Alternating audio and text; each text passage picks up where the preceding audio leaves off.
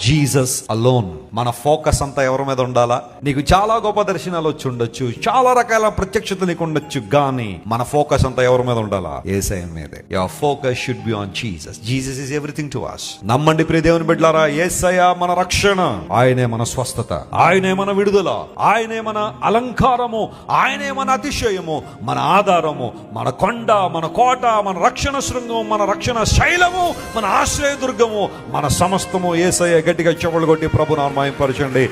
There is no other thing in a Christian life except Jesus. Jesus is everything to us. Hallelujah. మనం అతిశయిస్తున్నాం అంటే ఎవరిని బట్టి అతిశయిస్తున్నాం? మనం ఆనందిస్తున్నాం అంటే ఎవరిని బట్టి ఆనందిస్తున్నాం? మనం సంతోషిస్తున్నాం అంటే ఎవరిని బట్టి సంతోషిస్తున్నాం? మనం రక్షించబడ్డాం అంటే ఎవరిని బట్టి రక్షించబడ్డాం? మన స్వస్థత పొందామంటే ఎవరిని బట్టే?